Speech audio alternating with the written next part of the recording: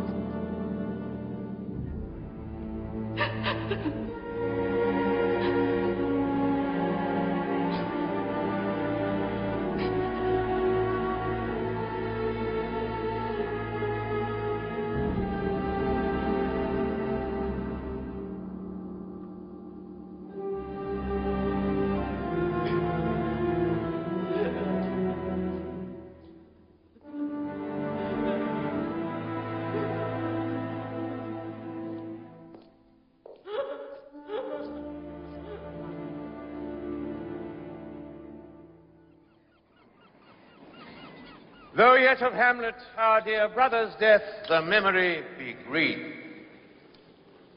and that it us befitted to bear our hearts in grief, and our whole kingdom to be contracted in one brow of woe. Yet so far hath discretion fought with nature, that we with wisest sorrow think on him, together with remembrance of ourselves. Therefore, our sometime sister, now our queen, the imperial jointress to this warlike state, have we, as 'twere, with a defeated joy, with one auspicious and one dropping eye, with mirth in funeral and with dirge in marriage, taken to wife.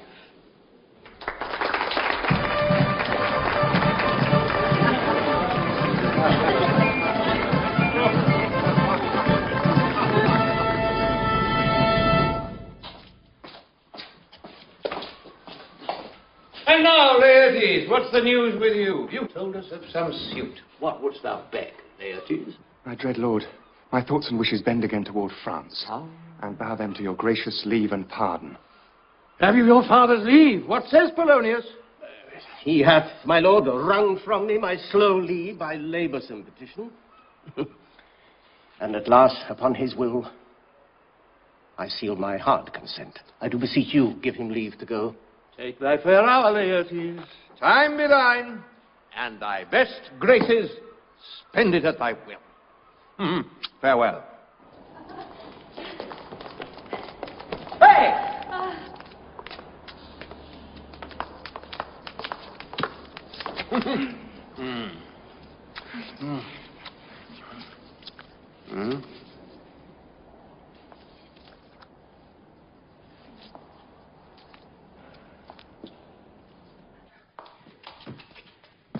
Hamlet?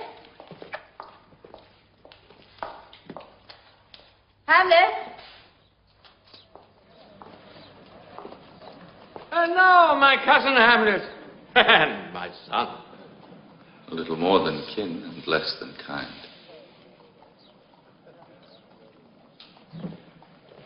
How is it that the clouds still hang on you? Not so, my lord. I am too much in the sun. 'Tis sweet and commendable in your nature, Hamlet, to give these morning duties to your father. But you must know, your father lost a father. That father lost his. But to persever in obstinate condolement is a course of impious stubbornness. 'Tis unmanly grief. It shows a will most incorrect to heaven. For your intent in going back to school in Wittenberg, it is most retrograde to our desires. Be as ourself in Denmark, our chiefest courtier, cousin, and our son.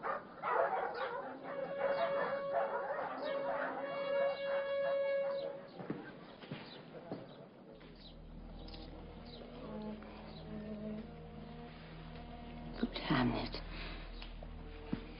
cast thy nighted colour off, and let thine eye look like a friend on Denmark.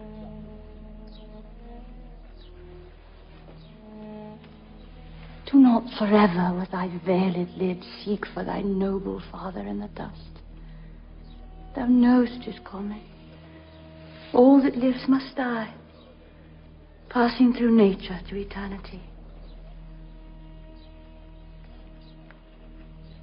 Aye, madam, it is common.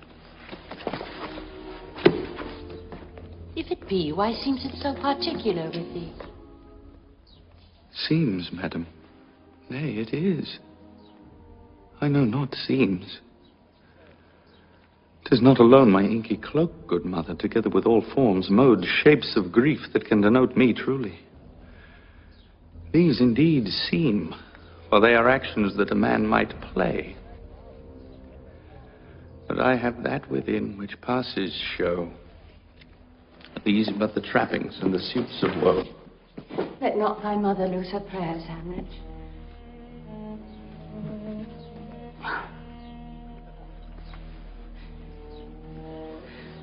I pray thee stay with us. Go not to Wittenberg. I shall in all my best obey you, madam. Ah!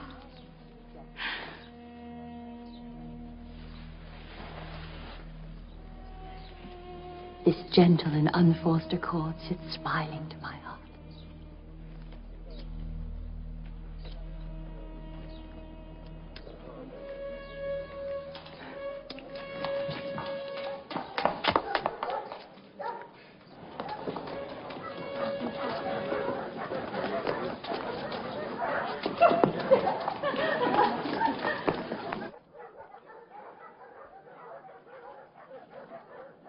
Oh, that this too solid flesh would melt,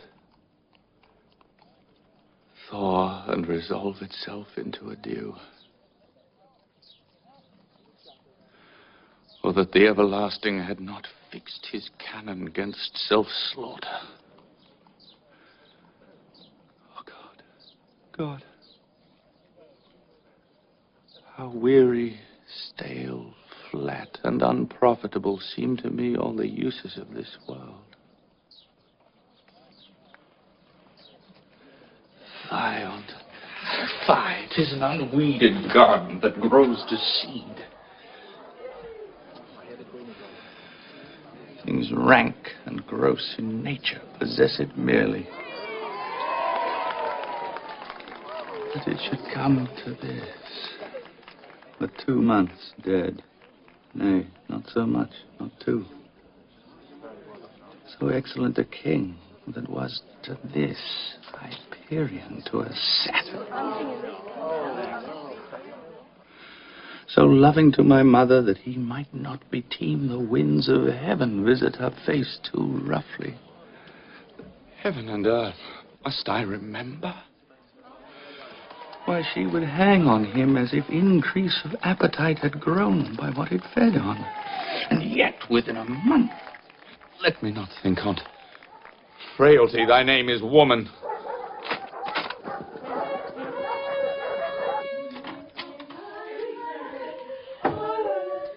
Dear Ophelia, my necessaries are embarked. Farewell. And sister,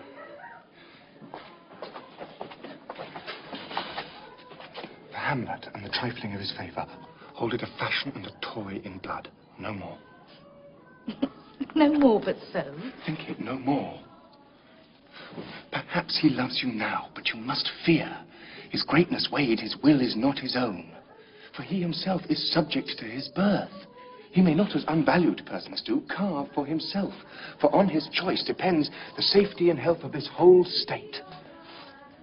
Then weigh what loss your honour may sustain, if with too credent ear you list his songs. Laertes!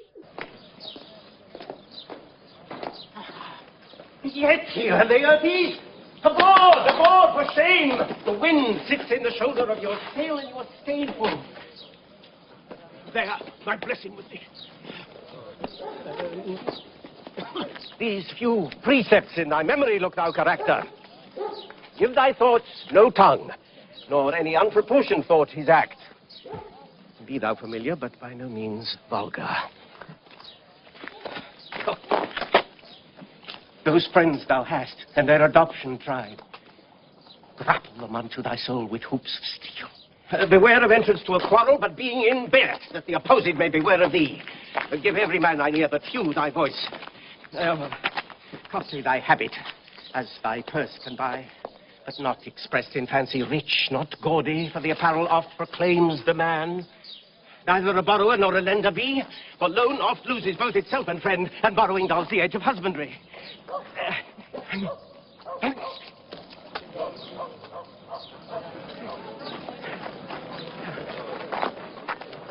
This above all, to thine own self be true.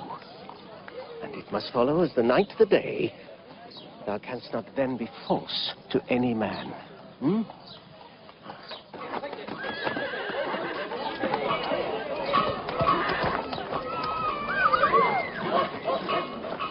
Time invites you. Go. Your servant's pen.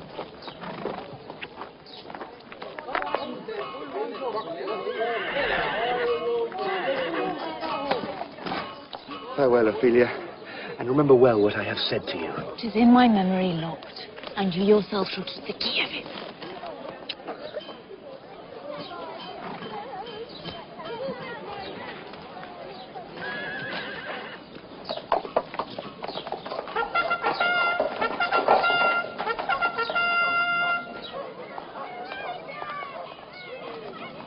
What is it, Ophelia, he hath said to you?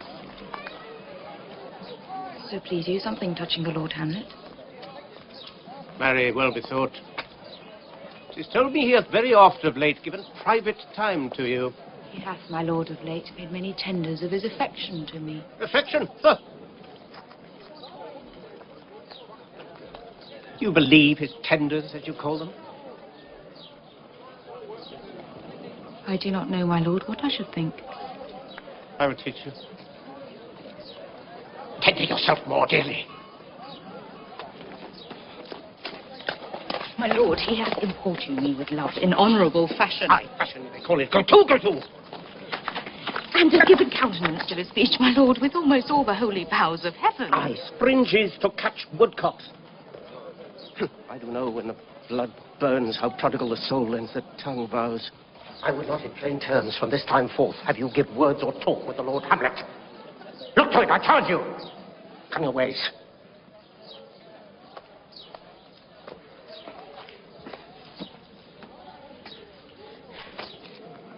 I shall obey, my lord.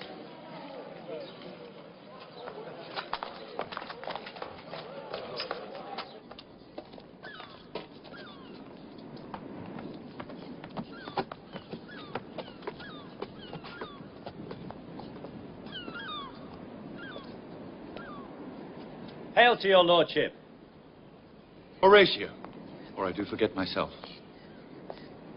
How fare you, sirs? Lord. I am very glad to see you, but what in faith make you from Wittenberg? Truant's disposition, good my lord. I would not hear your enemy say so. I know you are no truant. But what is your affair in Elsinore? My lord, I came to see your father's funeral. I prithee, do not mock me, fellow student. I think it was to see my mother's wedding. Indeed, my lord, it followed hard upon. Thrift, Horatio. The funeral baked meats did coldly furnish forth the marriage table.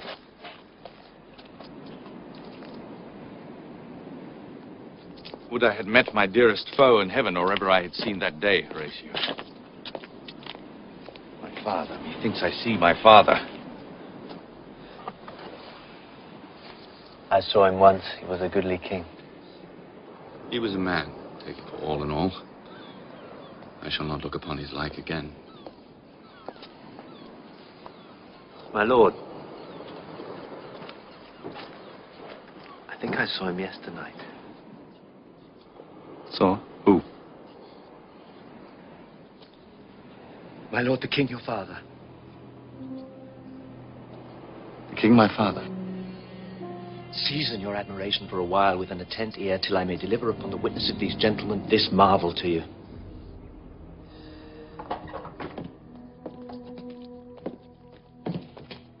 For God's love, let me hear. 2 nights together have these gentlemen, in the dead waste in the middle of the night, been thus encountered. A figure like your father appears before them. Thrice he walks, by their oppressed and fear surprised eyes, within their truncheon's length, whilst they, distilled almost to jelly with the act of fear, stand down and speak not to him. This to me, in dreadful secrecy, in part they did, and I with them the 3rd night kept the watch, where, as they had delivered, both in time, form of the thing, each word made true and good, the apparition comes. I knew your father. These hands are not more like. But where was this? My lord, upon the platform where we watch. Did you not speak to it? My lord, I did. But answer made it none. Yet once, methought, it lifted up its head and did address itself to motion like as it would speak. But even then the morning cock crew loud, and at the sound it shrank in haste away and vanished from our sight. It is very strange. As I do live, my honoured lord, 'tis true. Indeed, indeed, sirs, but this troubles me. Hold you the watch tonight? We do, my lord. What? Looked he frowningly? What a countenance more in sorrow than in anger. And fixed his eyes upon you? Most constantly. I would have been there. It would have much amazed you. I will watch tonight. Perchance it will walk again. I warrant it will.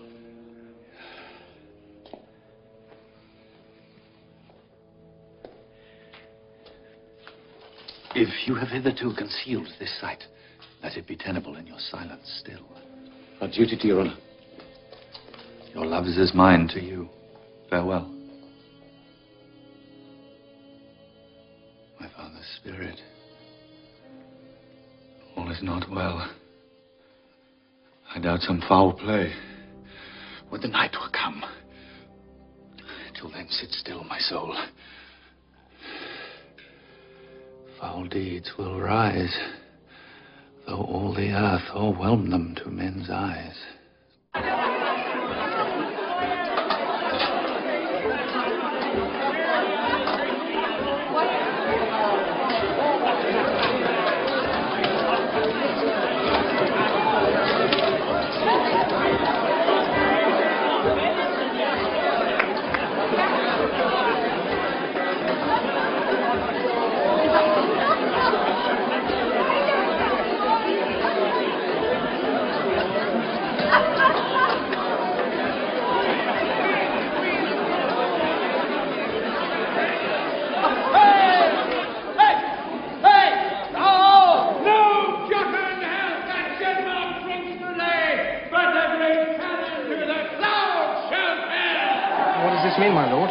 Custom?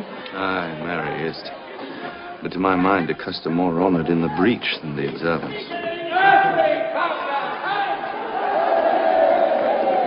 This heavy-headed rebel east and west makes us traduced and taxed of other nations. They clep us drunkards, and indeed it soils the pith and marrow of our attribute.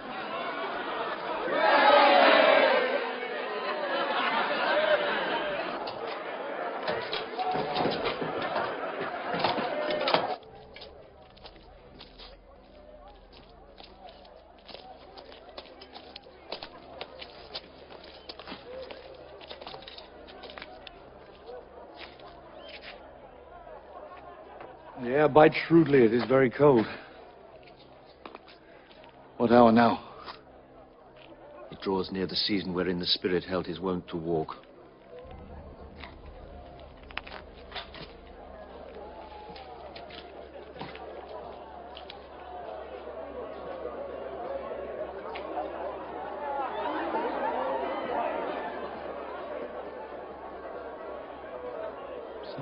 It chances in particular men that for some vicious mole of nature in them, their virtues else, be they as pure as grace,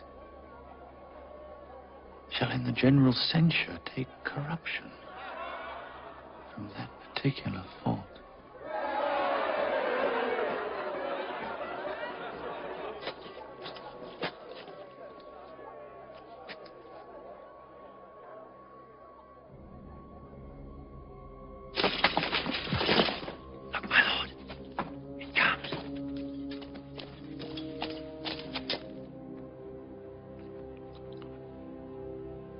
Angels and ministers of grace, defend us.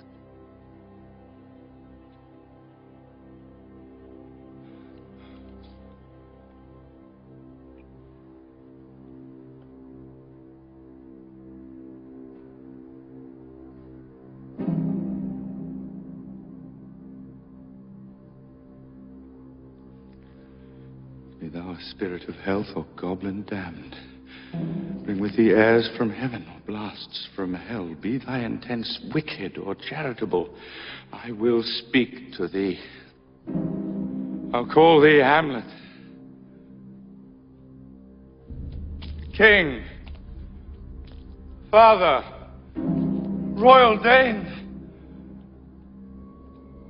Oh, answer me.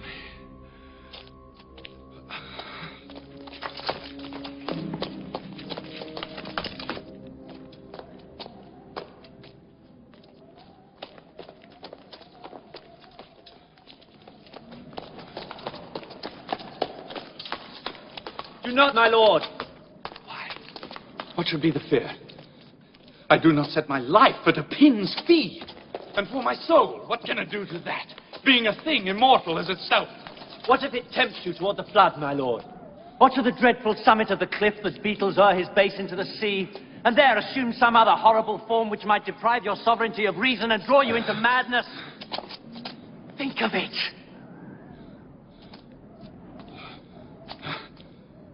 I'll follow it. You shall not go, my lord! Hold off your hand! By heaven, I'll make a ghost of him that lets me. I say away!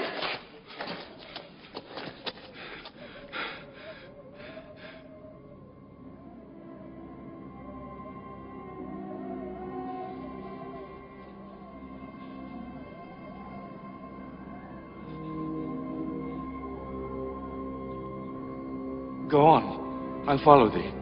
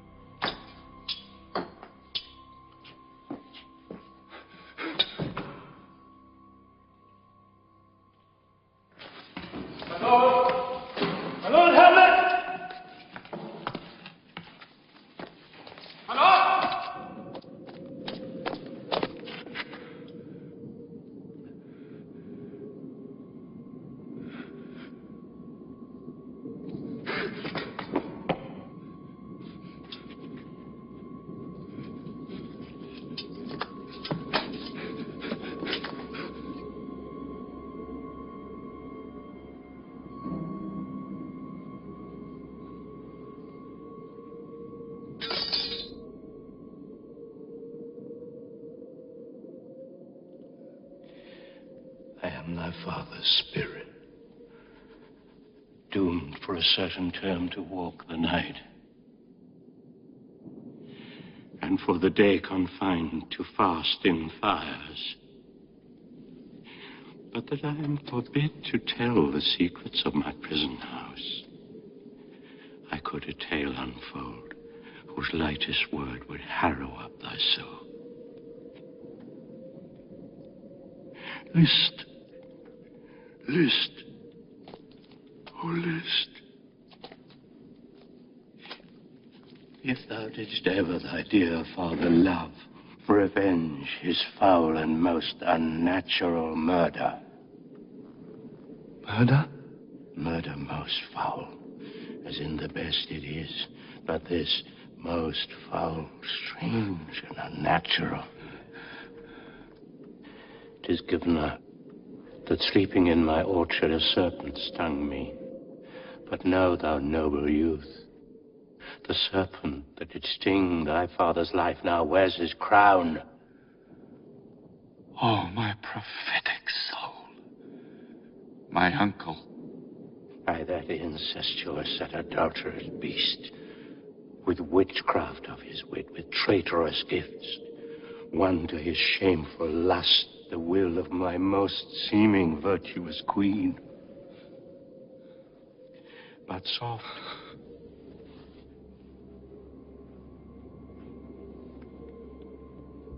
Methinks I scent the morning air. Brief let me be, sleeping within my orchard, my custom always of the afternoon. Upon my secure hour thy uncle stole, with juice of cursed Hebena in a vial, and in the porches of mine ears did pour the leprous distilment. Thus was I sleeping by a brother's hand, of life, of crown, of queen, at once dispatched. Cut off, even in the blossoms of my sin. No reckoning made, but sent to my account with all my imperfections on my head. Oh, horrible! Oh, horrible! Most horrible. If thou hast nature in thee, bear it not. Let not the royal bed of Denmark be a couch for luxury and damned incest. But howsomever thou pursuest this act, taint not thy mind, nor let thy soul contrive against thy mother aught. Leave her to heaven, and to those thorns that in her bosom lodge to prick and sting her. Fare thee well at once. The glowworm shows the matin to be near, and gins to pale his ineffectual fire. Adieu.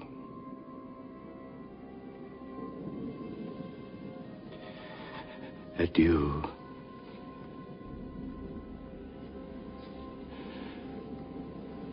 Adieu. Remember me.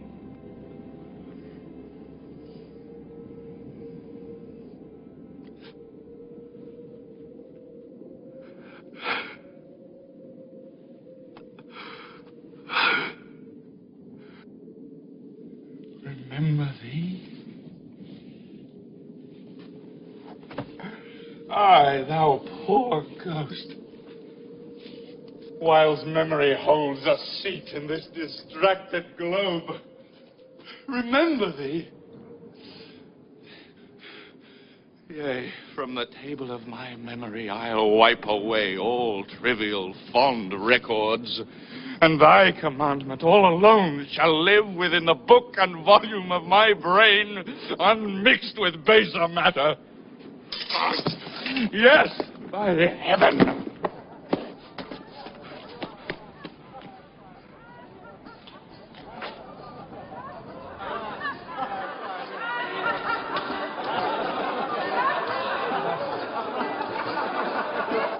Oh, most pernicious woman.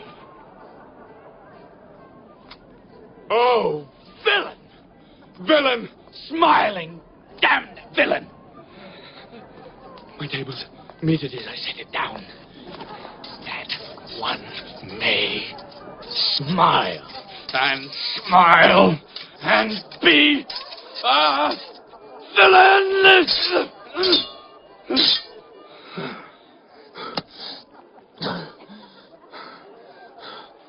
So, Uncle, there you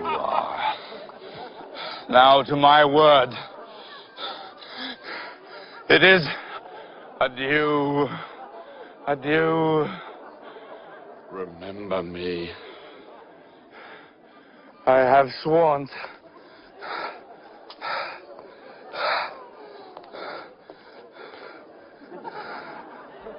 So be it. Hello, ho, ho, my lord.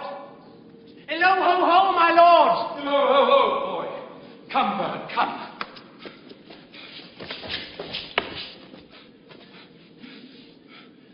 What news? No. You will reveal it. Not I, my lord, by heaven. All right. There's an air of villain dwelling in old Denmark, but he's an arrant knave. There needs no ghost, my lord, come from the grave to tell us this. Right. You're in the right. So I hold it fit that we shake hands and talk. These are but wild and whirling words, my lord. I'm sorry they offend you. Heartily, yes, faith, heartily. There's no offence, my lord. There is, Horatio, and much offense, too. It is an honest ghost. That, let me tell you. And now, good friends, grant me one poor request. Never make known what you have seen tonight. We will not. Upon my sword. Swear.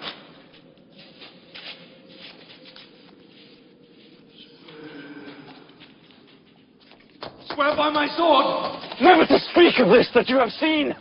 Never to speak of this that you have heard. Swear by his sword. Day and night, but this is wondrous strange. And therefore, as a stranger, give it welcome. There are more things in heaven and earth, Horatio, than are dreamt of in your philosophy. But come. Here, as before. Never, so help you mercy. How strange or odd some'er I bear myself, as I perchance hereafter shall think meet to put an antic disposition on, never to note that you know aught of me. This do swear.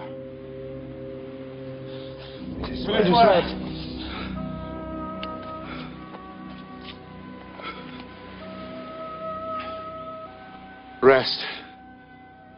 Rest, perturbed spirit.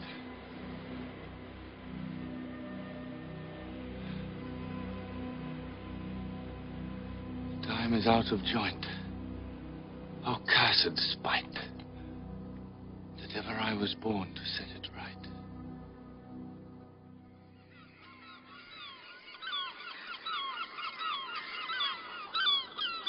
Tomorrow is St. Valentine's Day, all in the moonlit time, and I am made at your window to be your fair.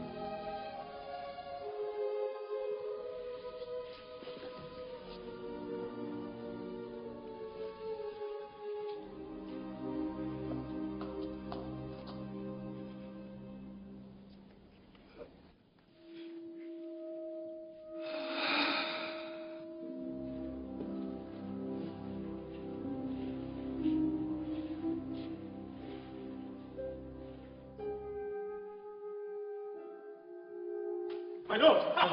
How now?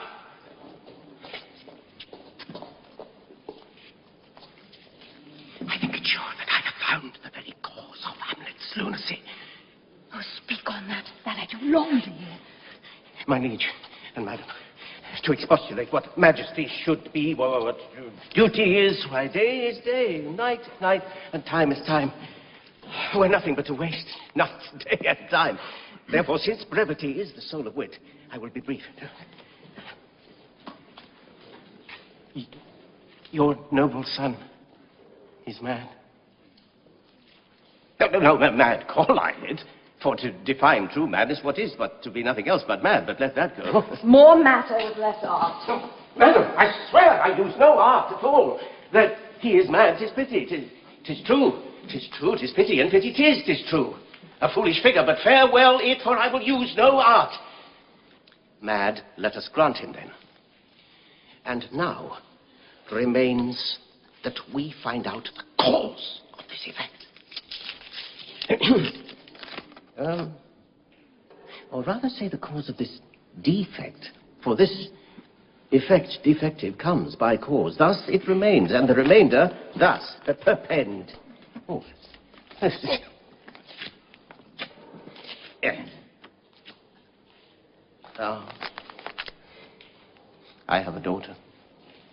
I have, whilst she is mine, who in her duty and obedience, mark, hath given me this. Now gather and surmise. To the celestial and my soul's idol, the most beautified Ophelia. That's an ill phrase. A vile phrase. Beautified's vile phrase. But you shall hear. Who came this from Hamlet to her? Good madam, stay a while. I will be faithful. Doubt thou the stars are fire. Doubt that the sun doth move. Doubt truth to be a liar, but never doubt I love. Thine evermore most dear lady, whilst this machine is to him Hamlet. This in obedience hath my daughter shown me. But how hath she received his love?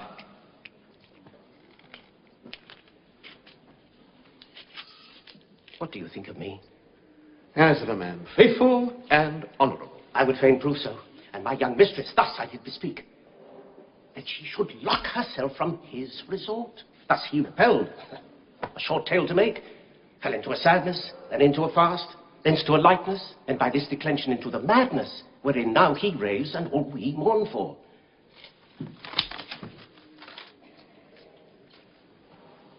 Has there been such a time? I would fain know that. But I have positively said 'tis so when it proved otherwise. Not that I know. Take this from this, if this be otherwise. How may we try it further? You know, sometimes he walks 4 hours together here in the lobby. So he does indeed. At such a time, I'll loose my daughter to him. Be you and I behind an arras then.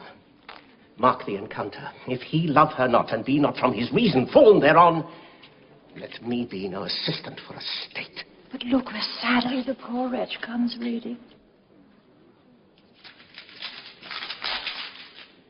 I'll board him presently. Do you think 'tis this? I doubt it is no other but the main. His father's death and our hasty marriage.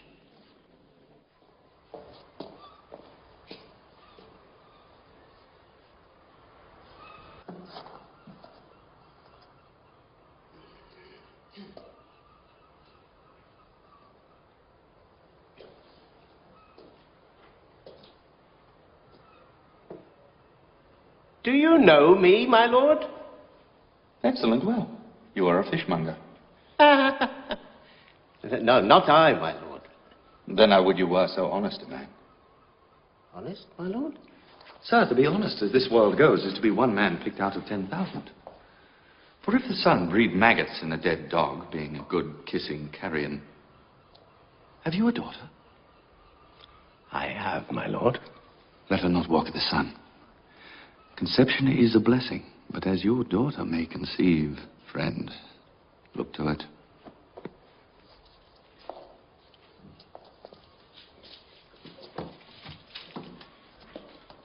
Still harping on my daughter. What do you read, my lord?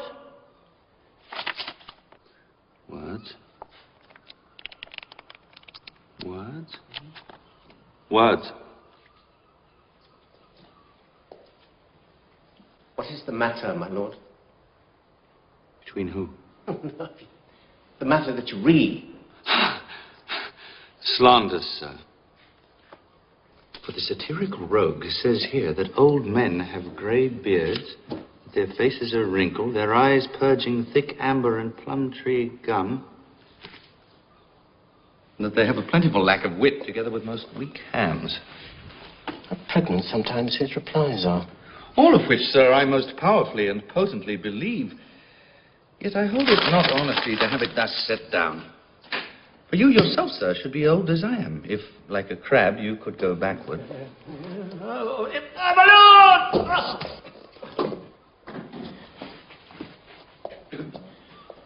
My honourable lord, I will most humbly take my leave. You cannot, sir, take from me anything that I will more willingly part withal. Except my life. Except my life. Except my life.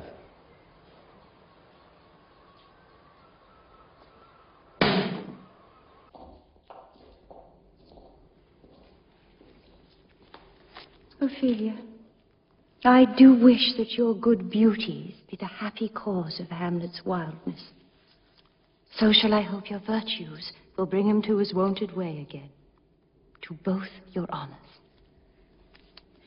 Madam, I wish it may.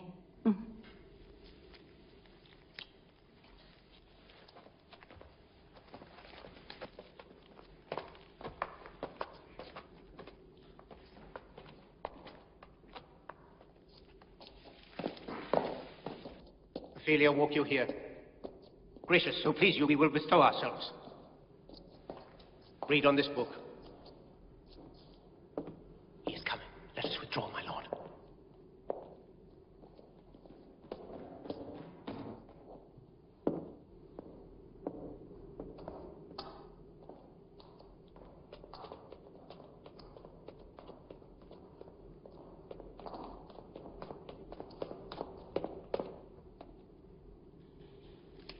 Nymph, in thy orisons be all my sins remembered. But my lord, how does your honour for this many a day? I humbly thank you well. My lord, I have remembrances of yours that I have longed long to redeliver. I pray you now, receive them. No, not I. I never gave you aught. My honoured lord, you know right well you did. And with them, words of so sweet breath composed as made the things more rich.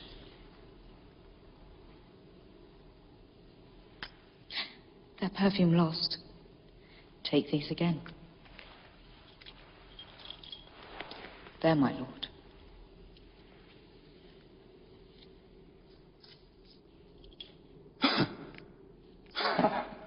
Are you honest? My lord? Are you fair? What means your lordship?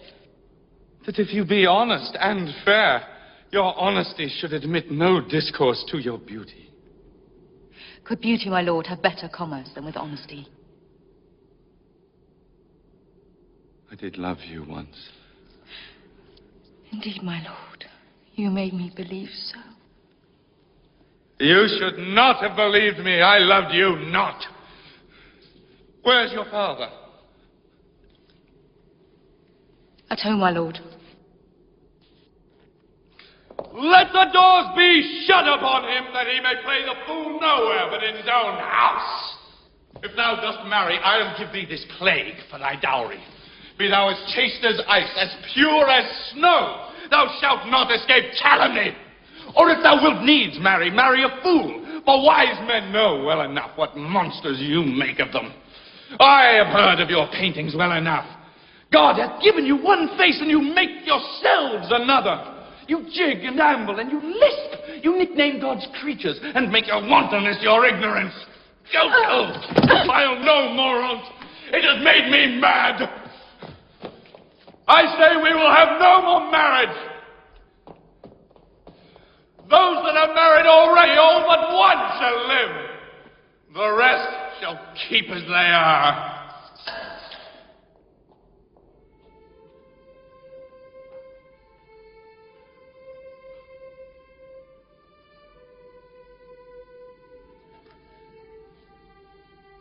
We must watch him, and that most carefully.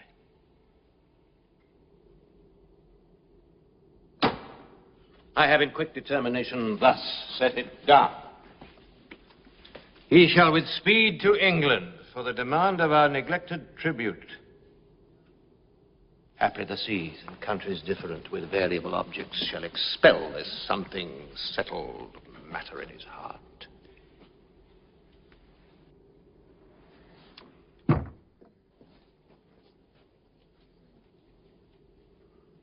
Madness in great ones must not unwatched go.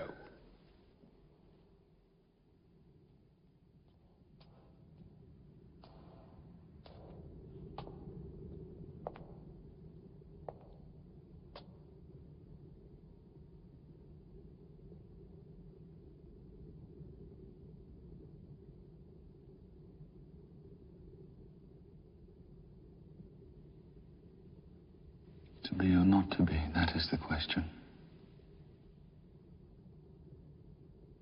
Whether 'tis nobler in the mind to suffer the slings and arrows of outrageous fortune, or to take arms against a sea of troubles, and by opposing, end them, to die.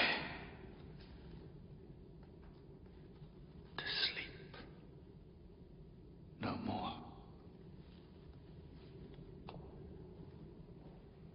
And by a sleep to say we end the heartache and the thousand natural shocks that flesh is heir to. 'Tis a consummation devoutly to be wished. To die.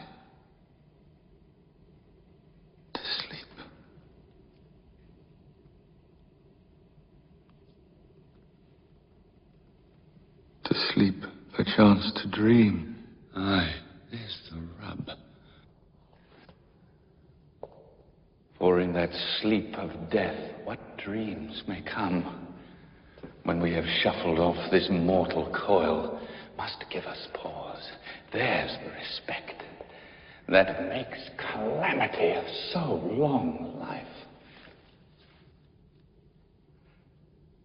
For who would bear the whips and scorns of time, the oppressor's wrong, the proud man's contumely, the pangs of disprized love, the law's delay, the insolence of office, and the spurns that patient merit of the unworthy takes? When he himself might his quietus make with a bare bodkin.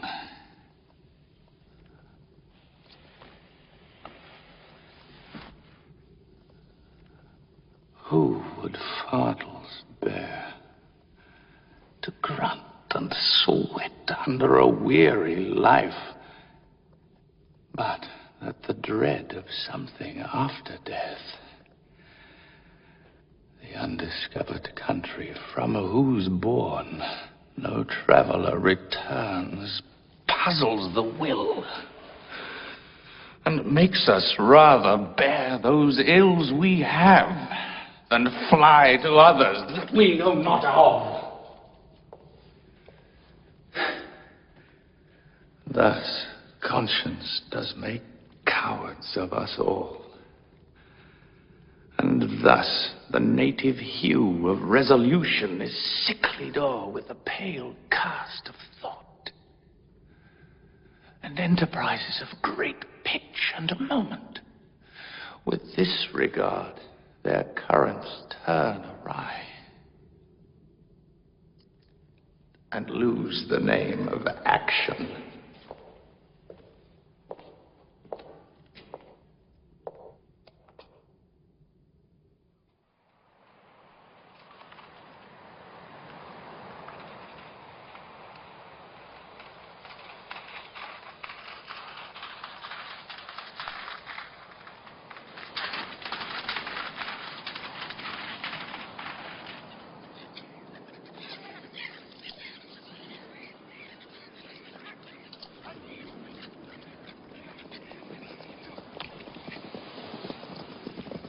Whoa!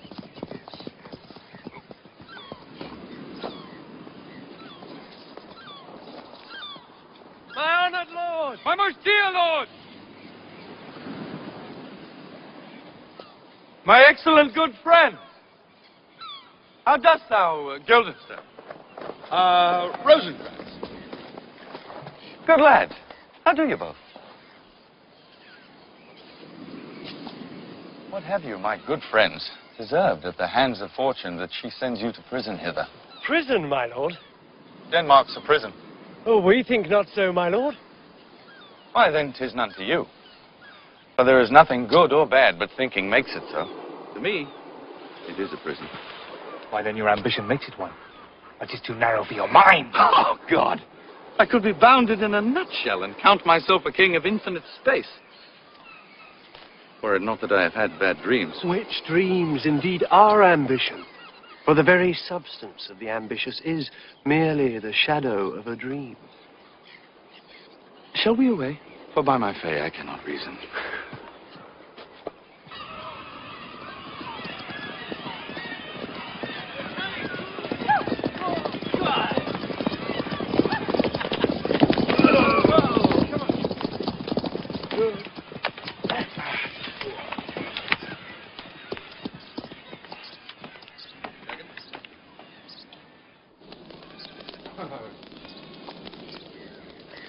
What make you at Elsinore?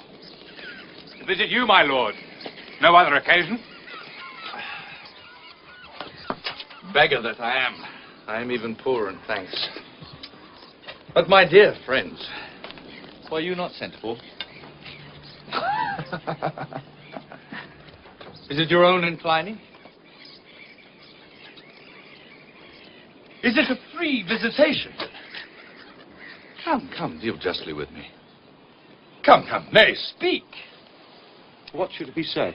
Why, anything but to the purpose. There is a kind of confession in your looks. I know the good king and queen have sent for you. To what end? That you must teach me. Be even and direct with me whether you were sent for or no. My lord, we were sent for. I will tell you why. So shall my anticipation prevent your discovery, and your secrecy to the king and queen moult no feather.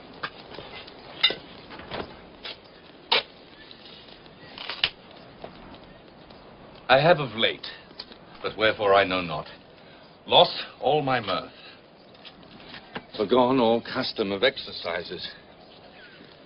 And indeed, it goes so heavily with my disposition that this goodly frame, the earth, seems to me a sterile promontory. This most excellent canopy, the air, look you. This brave o'erhanging firmament. This majestical roof fretted with golden fire. Why, it appeareth nothing to me but a foul and pestilent congregation of vapors.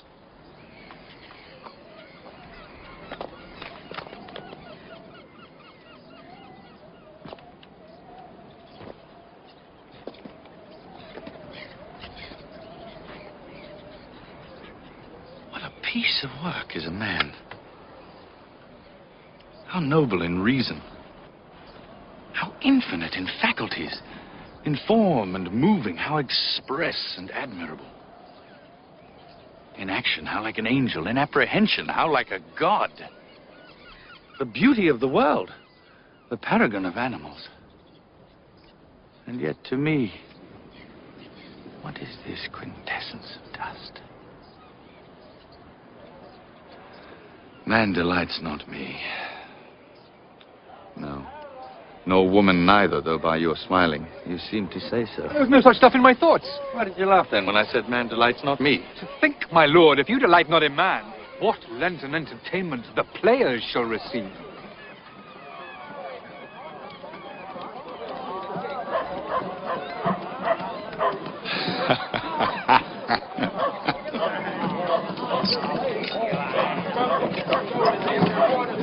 Just the same as ever before. Come.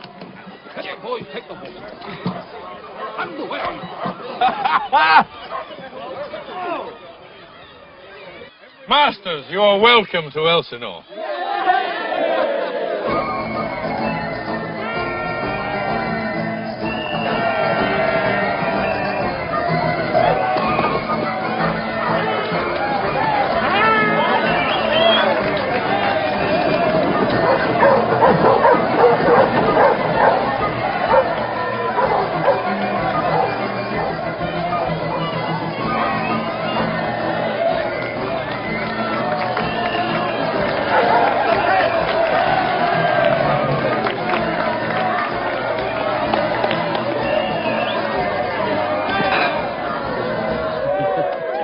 Good my lord, will you see the players well bestowed? For they are the abstract and brief chronicles of the time. After your death, you were better have a bad epitaph than their ill report while you live. My lord, I shall use them according to their desert. God's bodkin, man, much better. Use every man after his desert, and who shall scape whipping? Take them in. Follow him, friends. We'll hear a play tomorrow.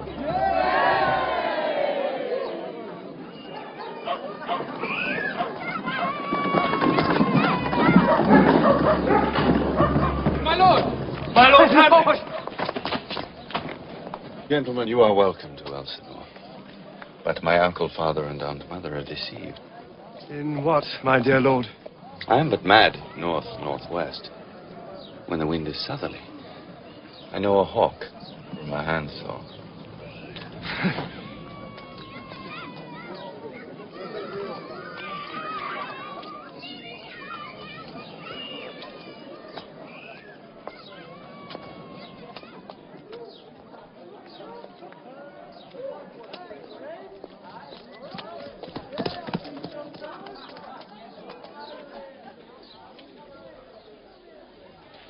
Am I a coward? Swans, it cannot be, but I am pigeon-livered and lack gall to make oppression bitter. Or ere this, I should have fatted all the region kites with this slave's awful, bloody, bawdy villain! Remorseless, treacherous, lecherous, kindless villain! Oh, vengeance!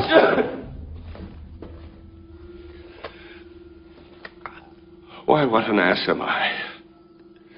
This is most brave. That I, the son of a dear father, murdered, prompted to my revenge by heaven and hell, must, like a whore, unpack my heart with words. And fall a-cussing like a very drab, a scullion. Fire!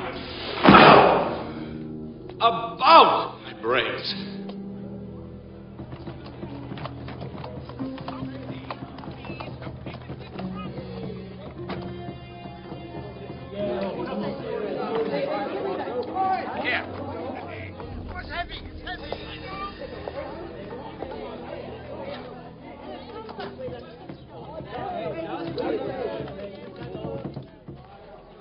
I have heard that guilty creatures sitting at a play have by the very cunning of the scene been struck so to the soul that presently they have proclaimed their malefactions. I'll have these players play something like the murder of my father before mine uncle. I'll observe his looks. I'll tempt him to the quick. If he do blench, I know my course. The spirit that I have seen may be a devil, and the devil have power to assume a pleasing shape, yea. And perhaps out of my weakness and my melancholy, as he is very potent with such spirits, abuses me to damn me. I'll have grounds more relative than this. The play's the thing, wherein I'll catch the conscience of the king. It is almost time, my friend.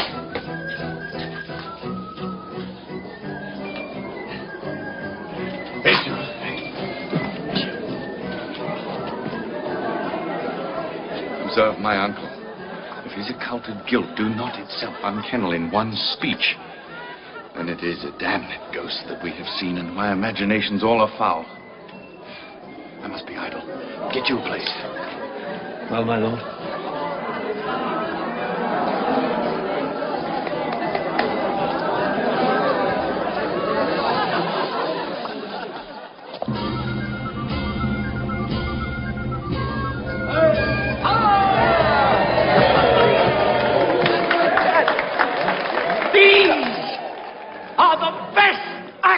In the world! Either for tragedy, comedy, history, pastoral, comical, historical, pastoral, tragical, historical, tragical, comical, historical, pastoral, for the law of writ and the liberty. These are the only men!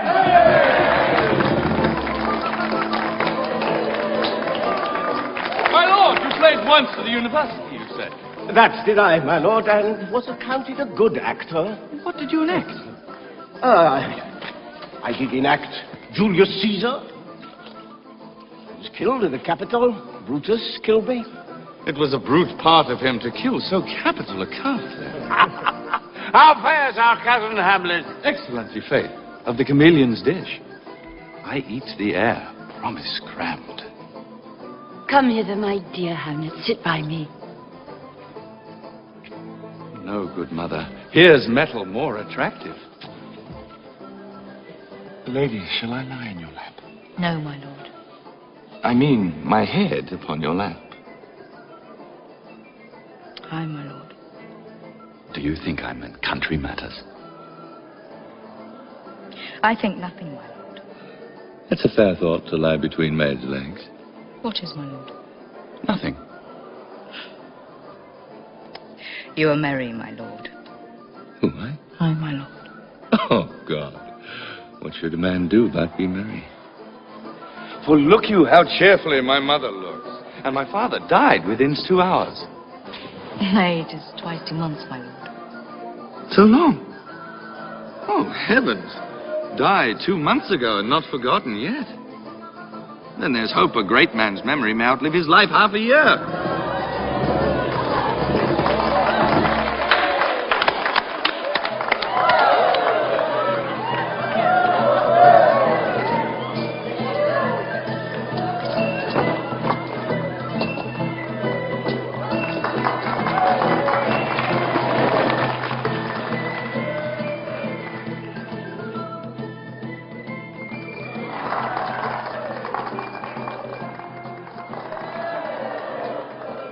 Get thee to the nunnery.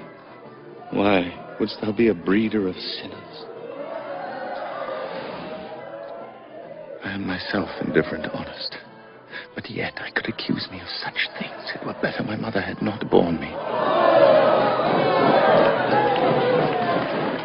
am very proud, revengeful, ambitious, with more offenses at my beck than I have thoughts to put them in, imagination to give them shape, or time to act them in. What should such fellows as I do, crawling between earth and heaven? Believe none of us.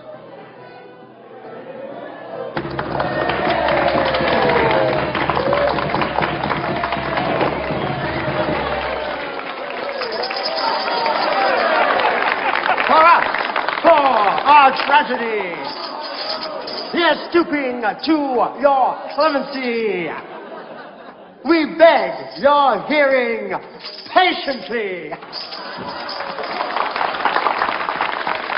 Is this a prologue to the posy of a ring? Indeed, 'tis brief, my son. As woman's love.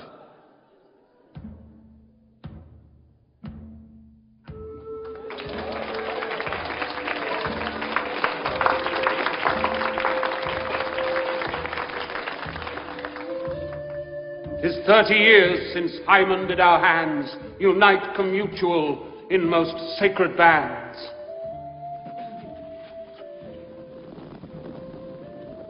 So many journeys may the sun and moon make us again count o'er, ere love be done. But should I die before a new sun shine, You might another husband soon entwine. Nay, should you die, I should confound the rest. Such love must needs be treason in my breast. In second husband, let me be accursed. None wed the second, but who killed the first. Wormwood. I do believe you think what now you speak, but what we do determine, oft we break.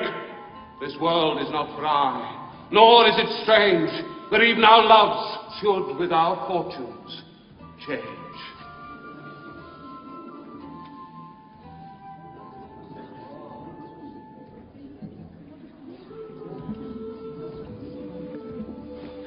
If she should break it now. Both here and hence, pursue me lasting strife. If once a widow, ever I be wife. Madam, how like you this play? The lady doth protest too much, methinks. Oh, but she'll keep her word. Have you heard the argument? Is there no offense in it? No, they do but jest. Poison in jest. No offense of the world. What do you call the play? The Mousetrap. It is a knavish piece of work. But what of that? Your Majesty and I have free souls. It touches us not.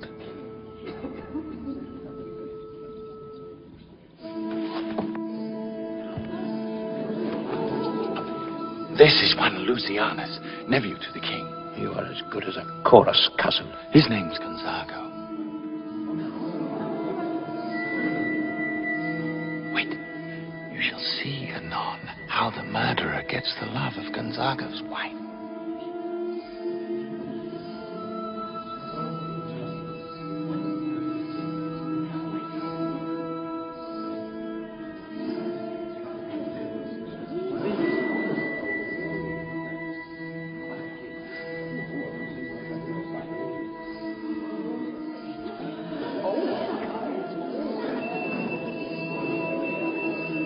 How fares my lord?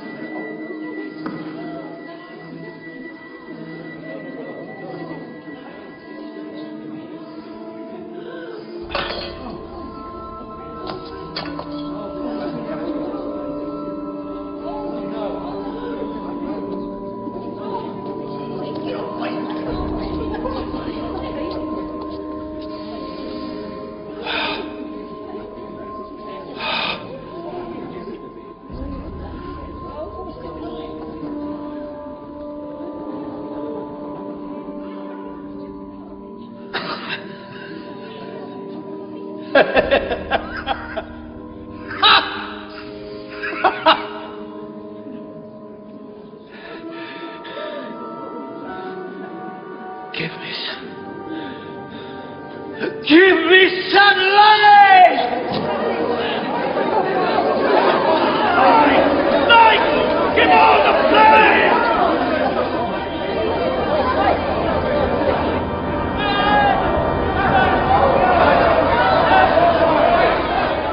Why, brighten with false fire? Why, let the stricken deer go weep? Why, the stricken deer go weep? Thou hast ungodly play, for some must watch while some must sleep. Now runs the world away! Oh, good Horatio. I'll take the ghost word for £1,000. Didst perceive? Very well, my lord. Upon the talk of the poisoning? I did very well. Believe none of us. We are apparent knaves, all. To a nunnery go, and quickly too.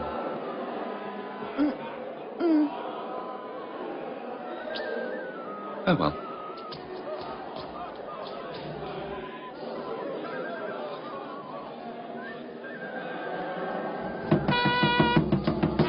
Good, my lord. vouchsafe me a word with you. Sir, a whole history. The king, sir, Aye, sir, what of him? is in his retirement marvellous distemper. With drink, sir. No, my lord, rather with choler. Your wisdom should show itself more richer to signify this to the doctor. My lord, put your discourse into some frame and make me a wholesome answer. Sir, I cannot. What, my lord? Make you a wholesome answer. My wit's diseased. The queen, your mother, hath sent us to you. You are welcome. Your behaviour hath struck her into amazement. Oh, wonderful son that can so astonish a mother. My lord, what is your cause of distemper? You do surely bar the door upon your own liberty if you deny your griefs to your friend. Will you play upon this pipe? I cannot, my lord. I do beseech you, come. It is as easy as lying. I have not the skill. Look now, how unworthy a thing you make of me. You would play upon me. You would pluck out the heart of my mystery. Sound me from my lowest note to the top of my compass. God's blood! Do you think I am easier to be played on than a pipe? I will come to my mother by and by. We will say so. By and by is easily said.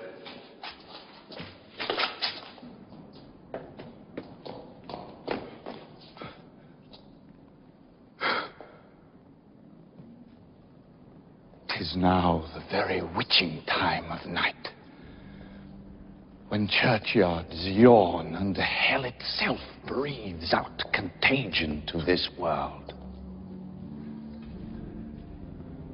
Now could I drink hot blood and do such bitter business as the day would quake to look on. Soft now to my mother. Oh, my offences rank, it smells to heaven. It hath the primal eldest curse upon it. A brother's murder.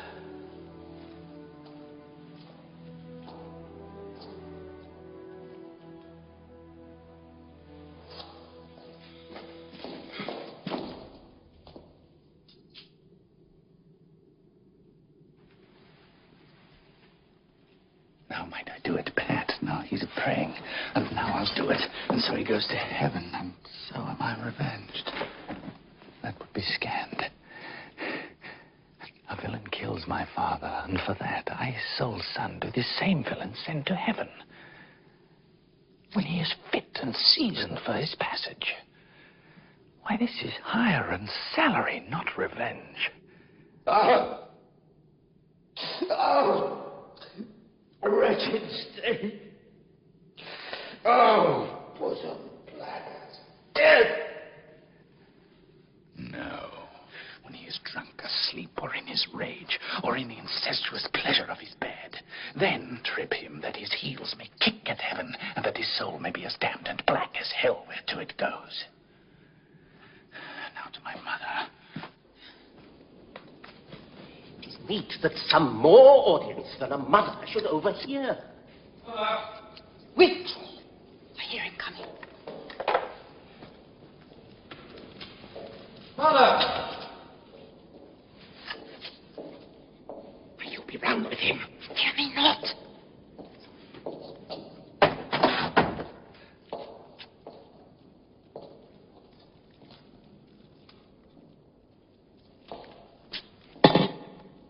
Now, Mother, what's the matter?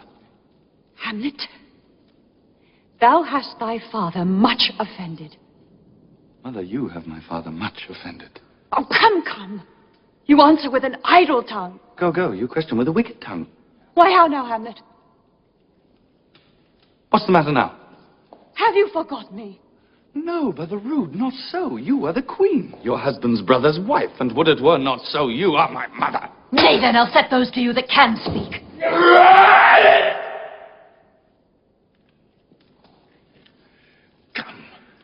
Come and sit you down. You shall not budge. You go not till I set you above glass, where you may see the inmost part of you. What wilt thou do? Thou art not mad. Help! Help! Help! How now, a rat? Dead for a ducat! Dead! Why you would have so done? Nay, Is it the king?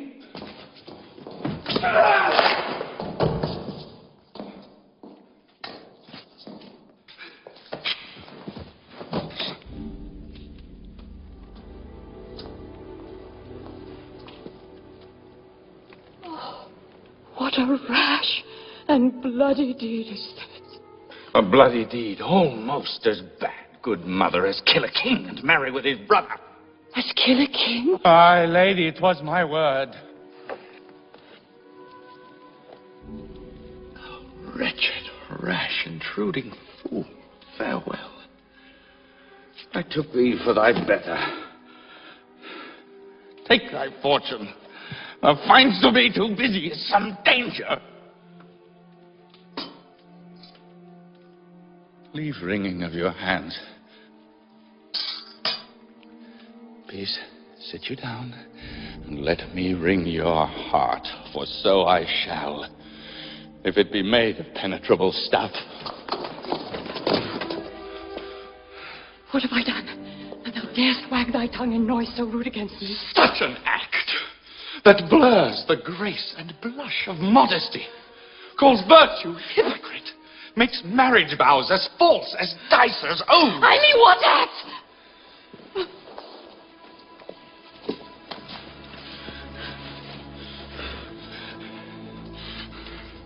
Look here upon this picture and on this. The counterfeit presentment of two brothers. See what a grace was seated on this brow. A combination and a form indeed, where every god did seem to set his seal, to give the world assurance of a man. This was your husband. Look you now what follows. Here is your husband, like a mildewed ear blasting his wholesome brother. Have you eyes? Could you on this fair mountain leave to feed and batten on this moor? Have you eyes? You cannot call it love, for at your age the heyday and the blood is tame, it's humble, and waits upon the judgment. And what judgment would step from this to this? Eyes without feeling, feeling without sight. Oh, shame, where is thy blood? Speak no more. Thou turn'st thy eyes into my very soul, and there I see such black and grained spots as will not leave their chambers. Nay, but to live in the rank sweat of an enseamed bed, stewed in corruption, honey and making love over the nasty sky. Oh, speak to me no more. These words like daggers entered my ear. No more, sweet Hamlet. A murderer and a villain. A cutpurse of the empire and the rule. A king of shreds and patches.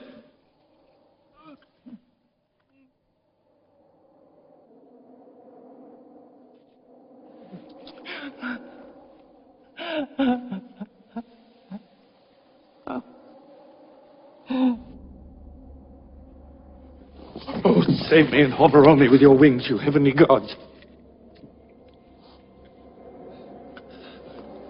What would your gracious figure? Alas, he's mad. Do you not come your tardy son to chide? Oh, say. Do not forget. This visitation is but to whet thy almost blunted purpose. But look, amazement on thy mother sits. O step between her and her fighting soul. Speak to her, Hamlet. How is it with you, lady? Alas, how is it with you? Is you to bend your eye on vacancy, and with the incorporeal air to hold discourse? Oh, gentle son, say whereon do you look? On him. Look you, how pale he glares. To whom do you speak this? Do you see nothing there? Nothing at all. Yet all that is I see. Nor did you nothing hear? No, nothing but ourselves. Why, look you there.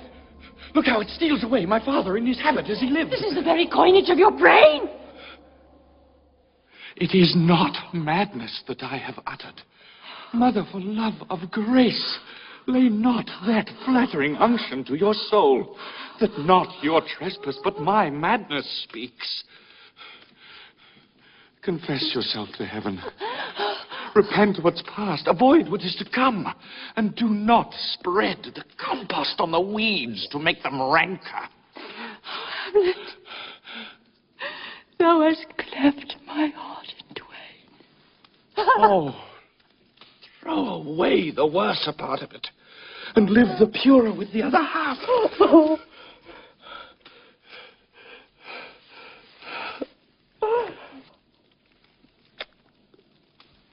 Good night.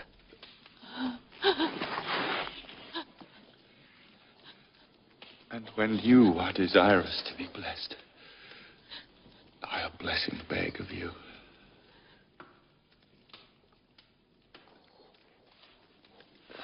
For this same Lord I do repent. But heaven hath pleased it so to punish me with this and this with me. I will bestow him, and will answer well the death I gave him. So again, good night. I must be cruel only to be kind. Thus bad begins and worse remains behind. What shall I do? Let not the bloat king tempt you again to bed. Pinch wanton on your cheek, call you his mouse. And let him for a pair of reachy kisses, or paddling in your neck with his damned fingers, make you to ravel all this matter out, that I essentially am not in madness, but mad in craft.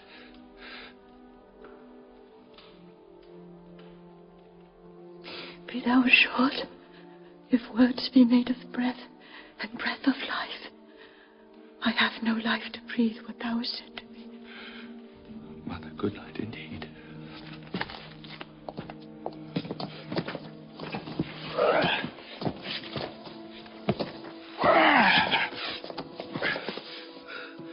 This counselor is now most still, most secret, and most grave. Was in life a foolish, prating knave.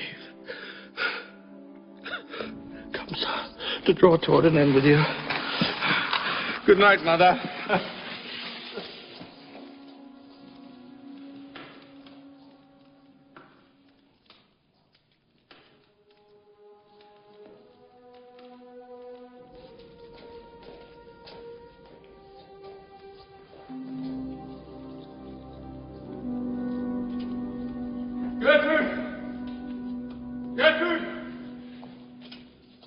Where is your son? Oh, my own Lord, what have I seen tonight? What? Gertrude, how doth Hamlet? Mad. As the sea and wind when both contend, which is the mightier. In his lawless fit, he hath killed the unseen good old man. Oh. Heavy deed. It had been so with us, had we been there. Guards! Guards! Friends! Go join you with some further aid. Hamlet, in madness hath Polonius slain. My lord Hamlet! Hamlet! Search over there! My lord Hamlet! My lord! My lord Hamlet! Up in there! Hamlet! I have sent to seek him and to find the body. Yet, sirs, we must not put the strong law on him. He's loved of the distracted multitude.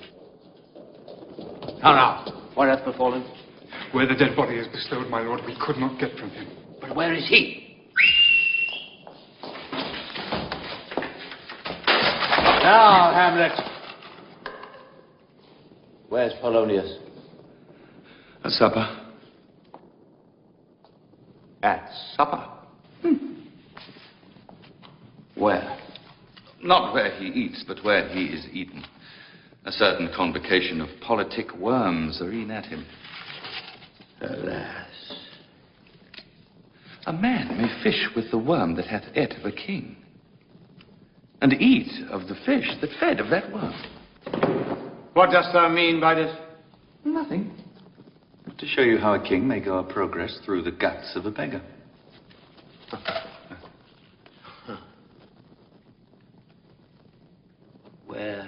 is Polonius? In heaven. Send thither to see. If your messenger find him not there, seek him in the other place yourself.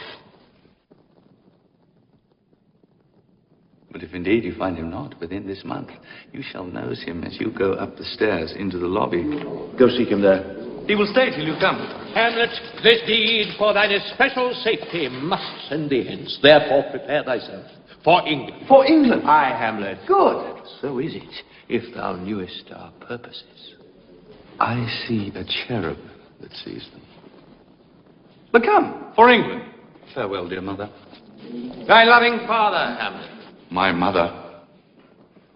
Father and mother is man and wife is one flesh, and so, my mother.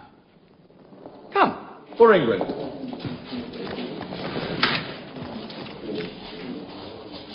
I'll have him hence tonight. Therefore prepare you. I, your commission, will forthwith dispatch, and he to England shall along with you. Arm you, I pray you, to this speedy voyage.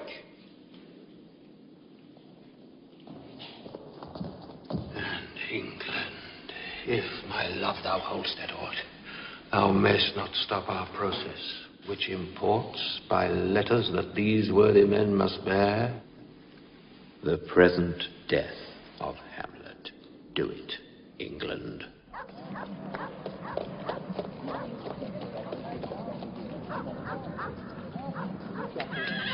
My lord!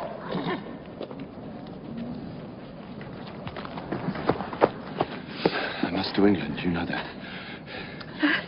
There's letters sealed, and my two schoolfellows, whom I will trust as I will add as fanged.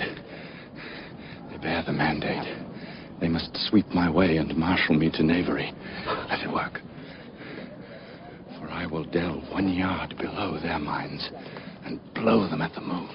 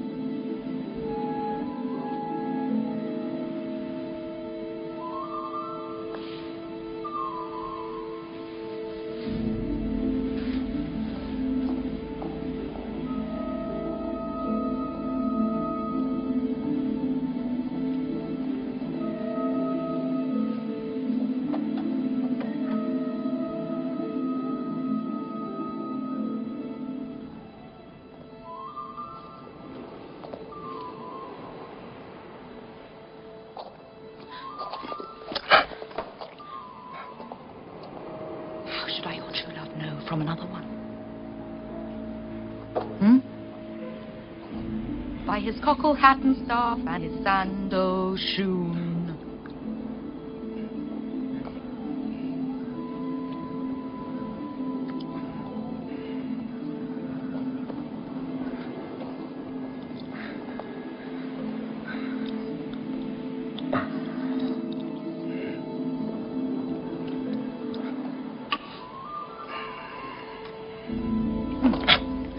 Young men will do it if they come to it.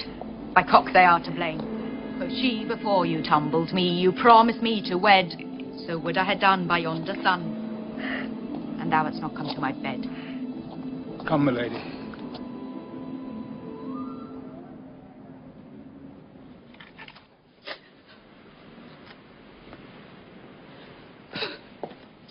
To my sick soul, as sin's true nature is, each toy seems prologue to some greater miss.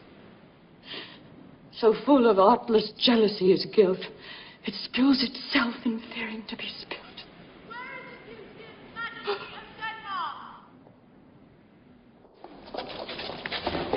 Where is the beauteous majesty of Denmark? Where is the... How now, Ophelia?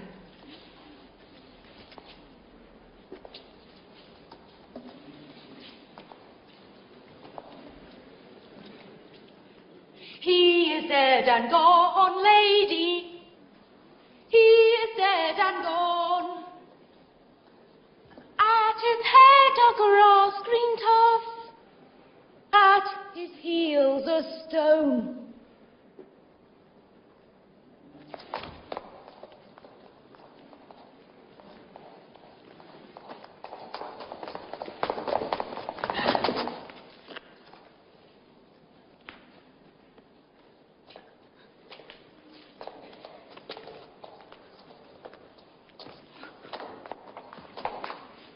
How long has she been thus?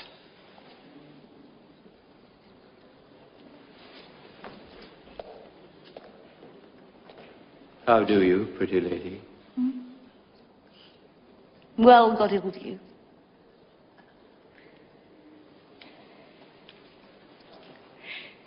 They say the owl was a baker's daughter. Lord, we know what we are, but not what we may be. I hope all will be well. We must be patient.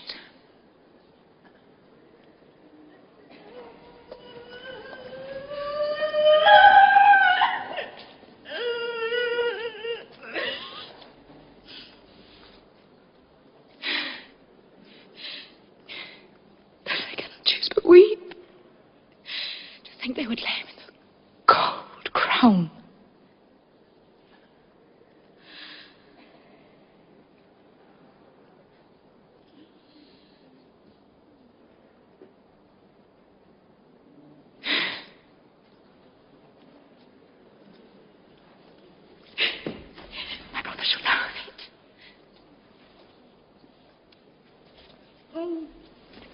And so, I thank you for your good counsel.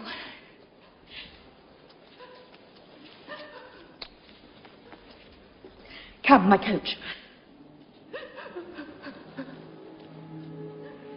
Poor Ophelia, divided from herself and her fair judgment. Good night, ladies. Good night. Sweet ladies, good night. Good night. Follow her close. Give her good watch, I pray. For she before you tumbled me, you promised me to wed. He answers, so would I have done by yonder sun. And thou hadst not come to my bed. And thou hadst not come to my bed.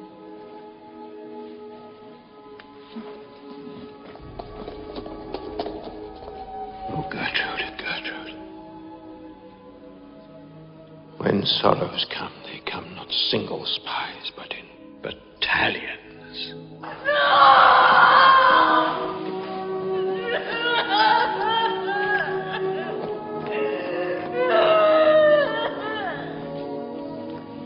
My lady.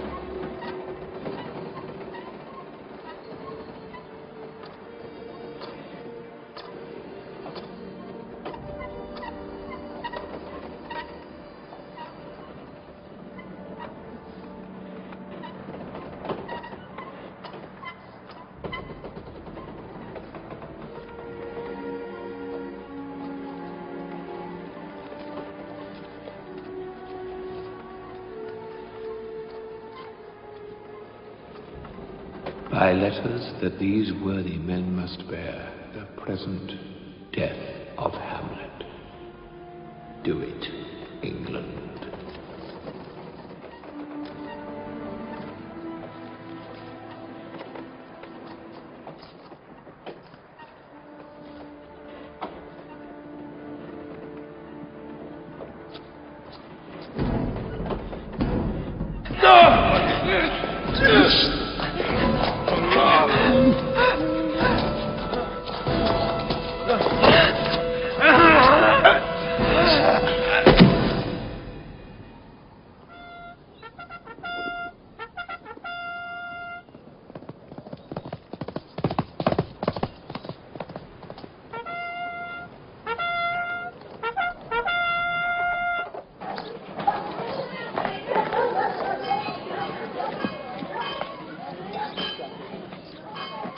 Where is this king?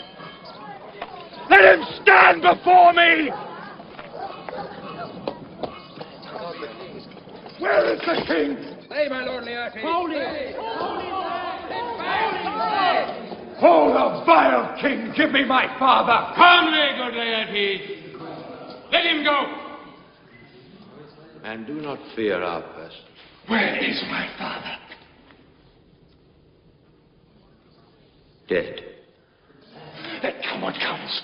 Only I'll be revenged most throughly for my father. Good Laertes. If you desire to know the certainty of your dear father, is't written your revenge that you will draw against both friend and foe? None but his enemies. Why, now you speak like a good child and a true gentleman.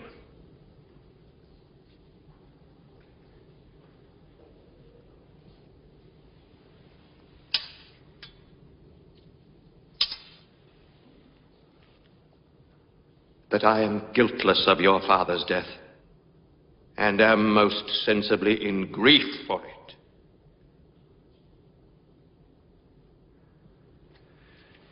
It shall as level to your judgment appear as day does to your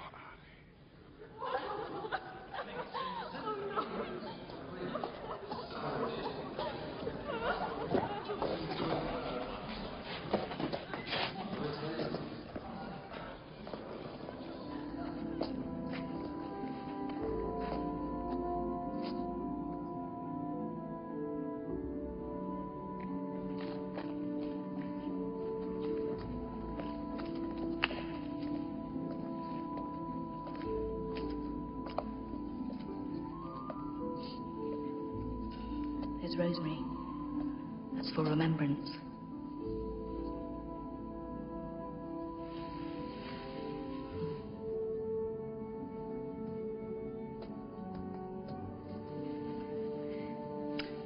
Pray you, love. Remember.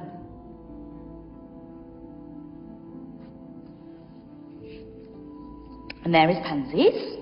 That's for thoughts.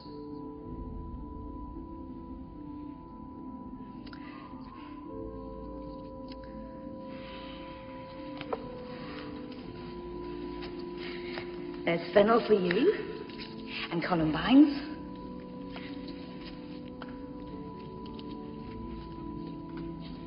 There's rue for you, and here's some for me. Or you must wear your rue with a difference. There's a daisy. I give you some violets, but they withered all when my father died. They say he made a good end.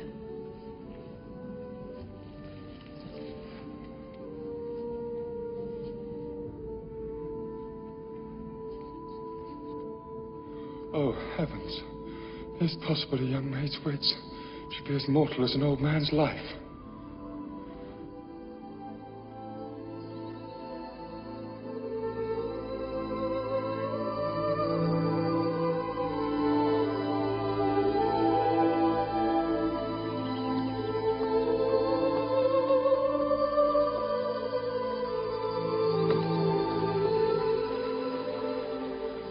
There is a willow grows aslant the brook that shows its hoar leaves in the glassy stream. Therewith fantastic garlands did she make of crow flowers, nettles, daisies, and long purples.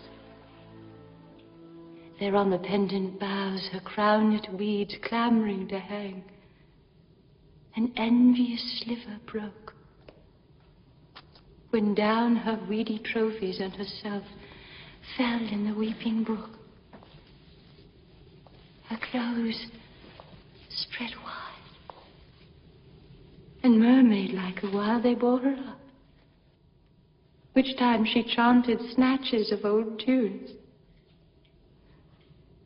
as one incapable of her own distress, or like a creature native and endued unto that element.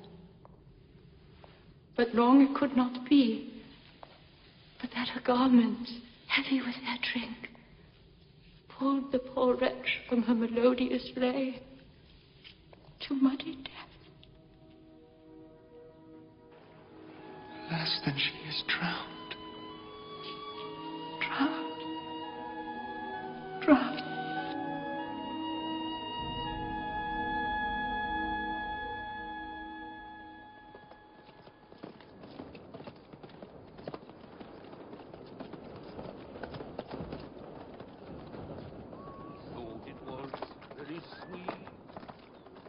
to contract the time for my behove. Oh, methought there was nothing amiss. But age with his stealing steps hath clawed me in his clutch. Whose grave's this, sirrah? Mine, sir. I think it be thine indeed, for thou liest in it. What man dost thou dig it for? For no man, sir. What woman, then? For none neither. Who is to be buried in it? One that was a woman, sir. But rest her soul, she's dead. How absolute the knave is. How long hast thou been gravemaker? Since that very day that young Hamlet was born. Either he's mad and sent into England. Aye, marry. Why was he sent into England? Why? Because he was mad. He shall recover his wits there. Or if he do not, 'tis no great matter there. Why? 'Twill not be seen in him there. There the men are as mad as he.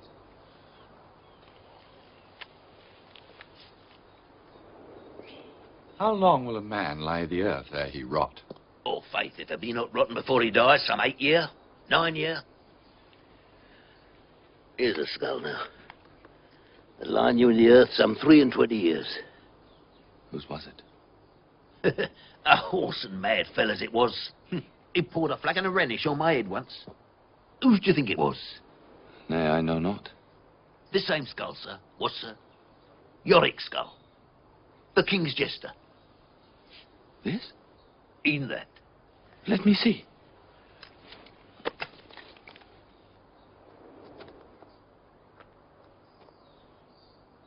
Alas, poor Yorick. I knew him, Horatio. A fellow of infinite jest, of most excellent fancy.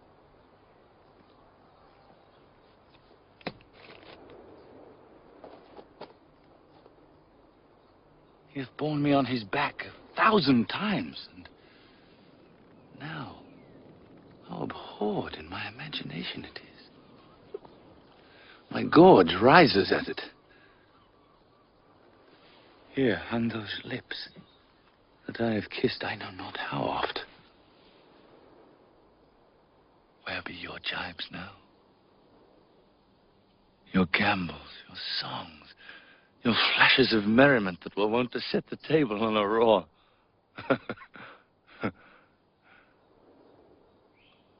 Not one now to mock your own grinning. Quite chop-fallen. Now, get you to my lady's chamber and tell her, let her paint an inch thick. To this favor she must come. Make her laugh at that.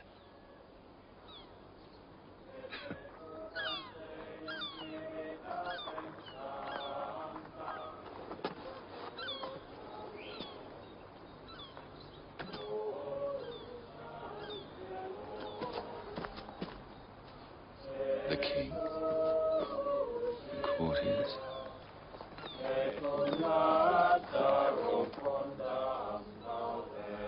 Who is this they follow?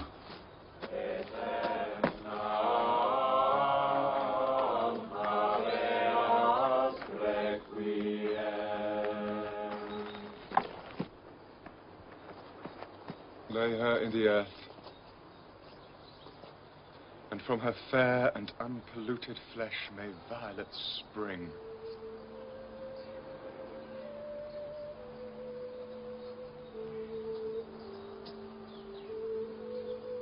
Sweets to the sweet. Farewell.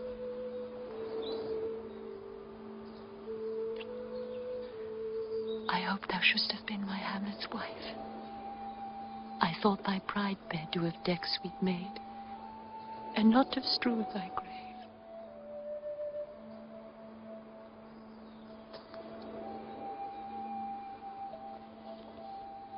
Hold off the earth a while till I have caught her once more in mine arms.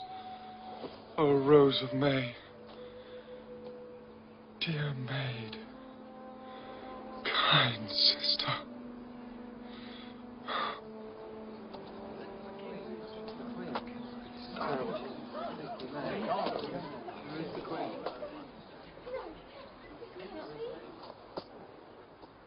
The devil take thy soul! I prithee, take thy fingers from my throat, for I have in me something dangerous, which let thy wiseness fear. Hold up thy hand! My lord, be quiet. I loved Ophelia. 40,000 brothers could not, with all their quantity of love, make up my sum. What wilt thou do for her? Swoon, tell me what thou do!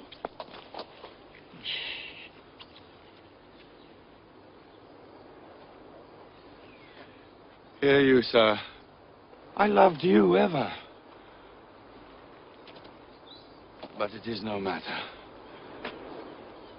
Let Hercules himself do what he may. The cat will mew and dog will have his day.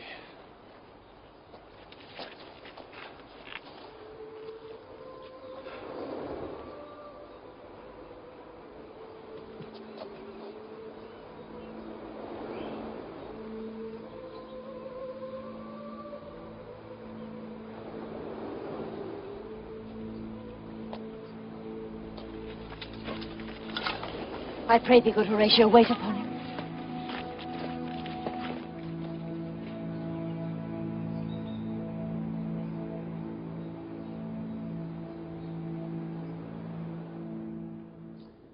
Will you be ruled by me? I will, my lord. So you will not all rule me to a peace. To thine own peace. But tell me, sir, why you proceeded not against these crimes, so capital in nature? For two especial reasons. The queen, his mother, lives almost by his looks. And for myself, my virtue or my plague, be it either which, she is so conjunctive to my life and soul that as the star moves not but in his sphere, I could not but by her.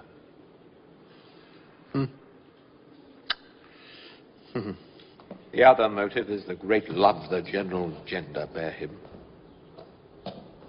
Laertes, was your father dear to you? Or are you like the painting of a sorrow, a face without a heart? I ask you this. Not that I think you did not love your father, but Laertes, what would you undertake to show yourself your father's son in deed more than in words? To cut his throat in the church. Revenge should have no bounds. That we would do. We should do when we would. I'll work the prince to an exploit now ripe in my device, under the which he cannot choose but fall. And for his death,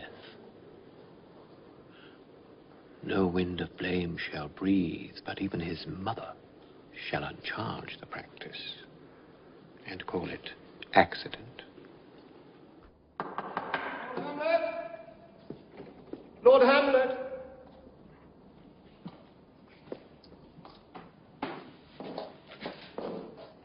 Ah. Your lordship is right welcome back to Denmark. I humbly thank you, sir. Sweet lord, if your lordship were at leisure, I should impart a thing to you from his majesty. I will receive it, sir, with all diligence of spirit. Put your bonnet to his right use. Before the head. I thank your lordship, it is very hot. No, believe me, it is very cold. The wind is northerly. My lord, his majesty bade me tell you that he has laid a great wager on your head. Laertes, believe me, is an absolute gentleman. I well know you are not ignorant of his skills. To know a man well were to know himself. The king hath wagered 6 Barbary horses, that in a dozen passes between you, he shall not exceed you 3 hits.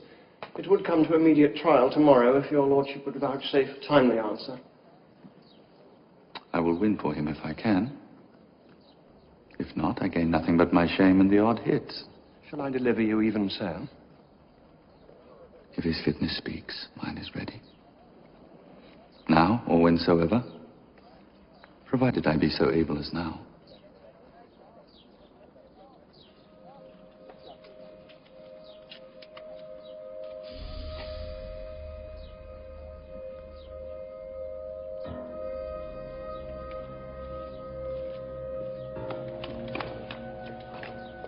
You will lose this wager, my lord.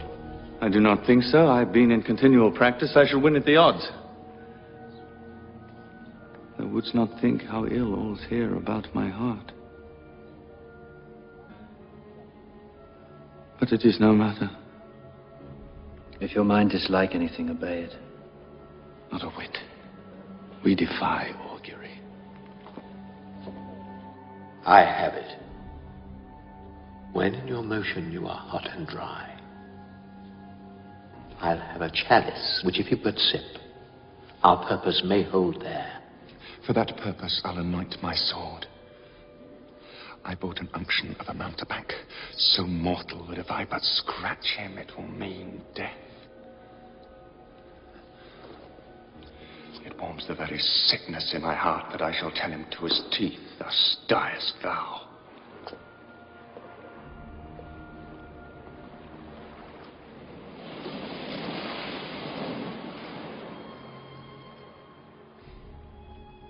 There is special providence in the fall of a sparrow. If it be now, it is not to come. If it be not to come, it will be now. If it be not now, yet it will come.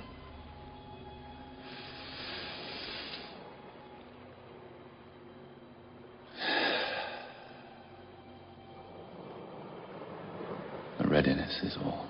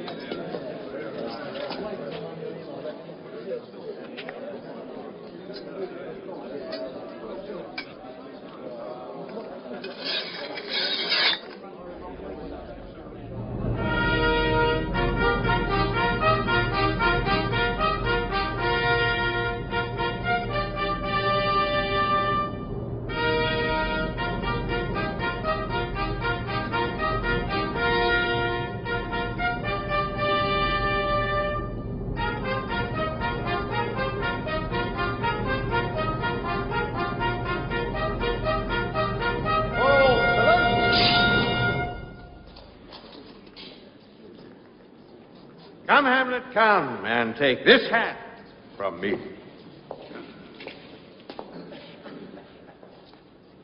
Give me your pardon, sir. I have done you wrong. But pardoned, as you are a gentleman.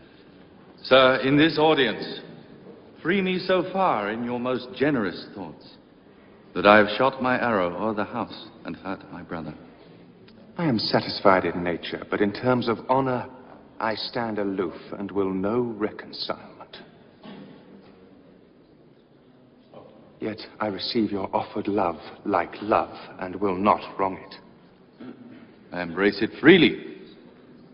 And will this brother's wager frankly play? Give us the sword. Come, one for me. Cousin Hamlet, you know the wager. Very well, my lord. Your grace has laid the odds of the weaker side. I do not fear it. I have seen you both. Set me the stoup of wine upon that table. If Hamlet give the first or second hit, the king shall drink to Hamlet's better breath. And let the kettle to the trumpet speak, the trumpet to the cannoneer without, the cannons to the heavens, the heaven to earth. Now, the king drinks to Hamlet.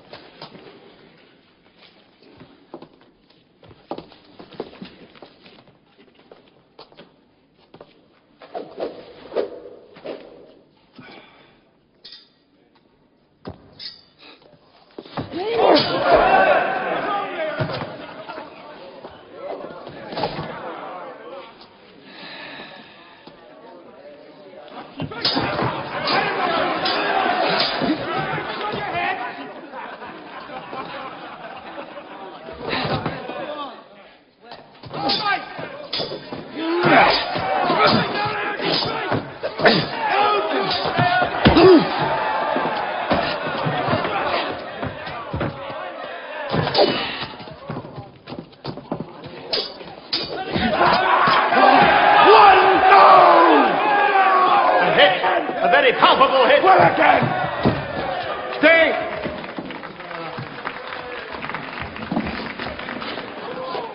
Give me drink. Hamlet, this pearl is thine. Here's to thy health.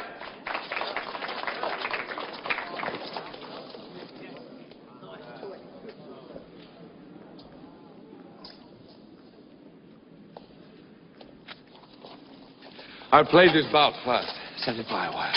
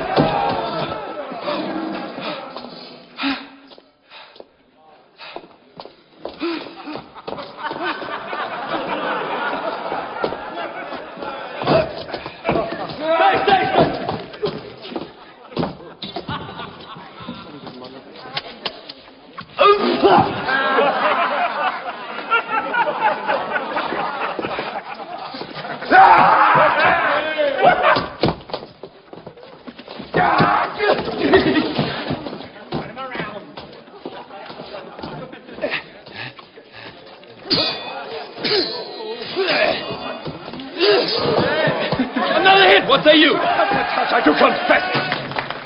Our son shall win. We scant of breath. The queen carouses to thy fortune, Hamlet. Gertrude! Do not drink. I will, my lord. I pray you pardon me.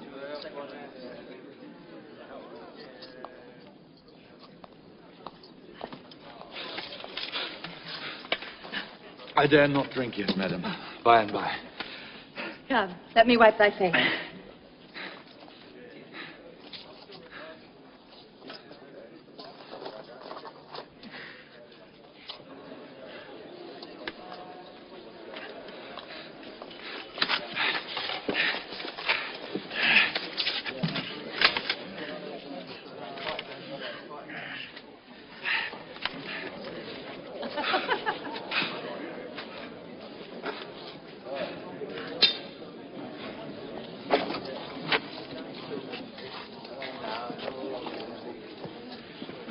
This is too heavy.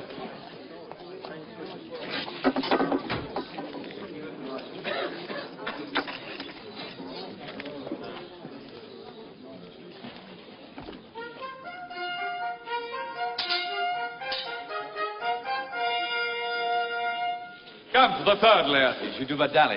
I'll say you so. Come on!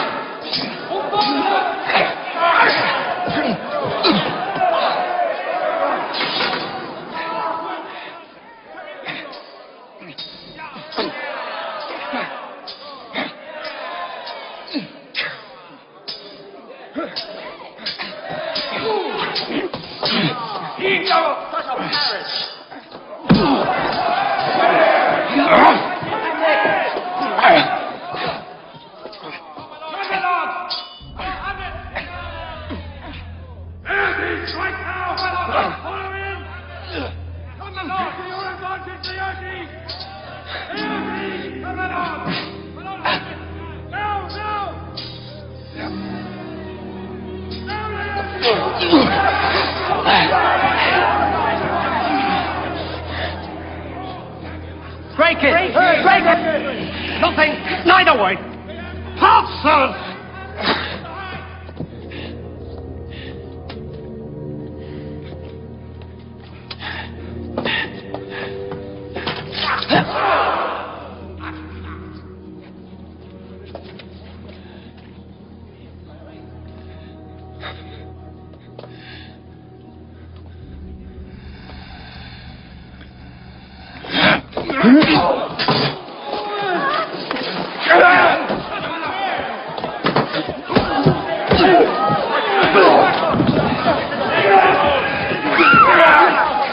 Come again!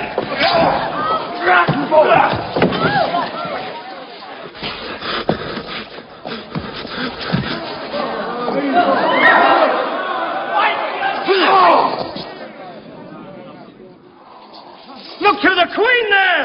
Oh! They bleed on both sides.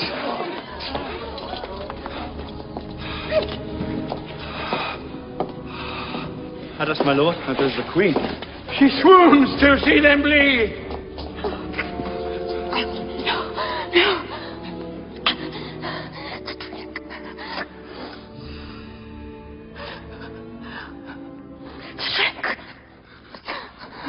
Oh, my dear.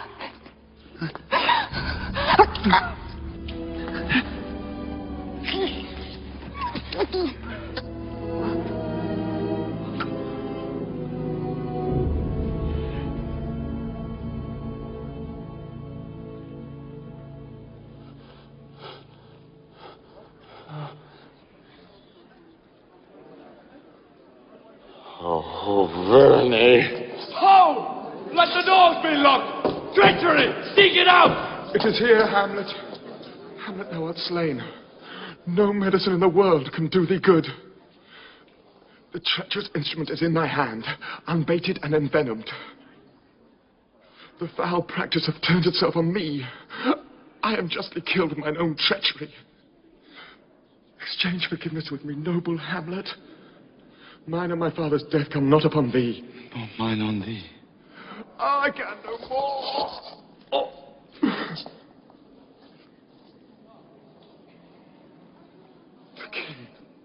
The king's to blame.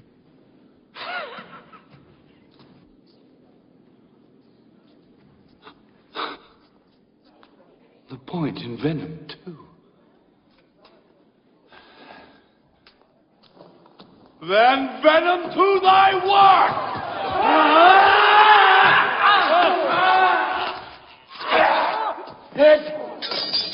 Defend me, friend.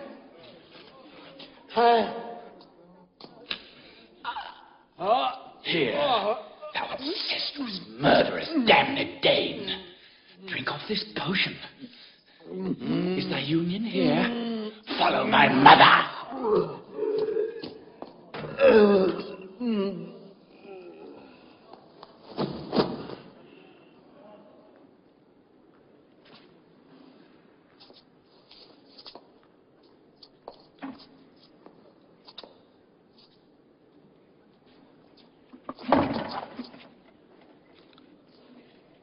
I am dead, Horatio.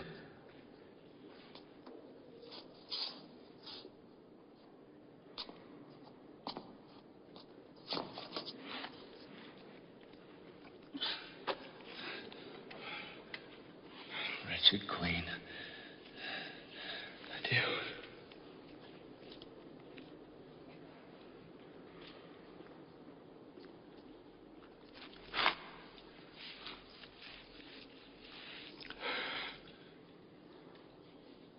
You that look pale and tremble at this chance, had I but time as this fell Sergeant Death is strict in his arrest. Oh, I could tell you, but let it be.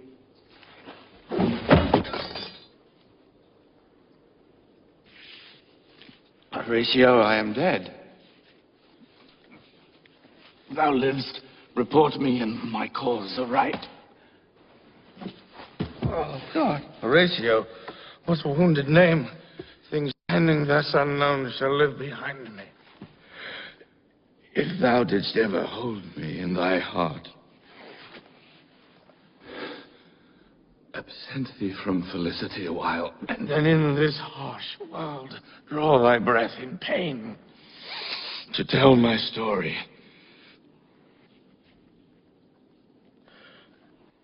Oh, I die, Horatio. The potent poison quite o'ergrows my spirit. The rest is silence.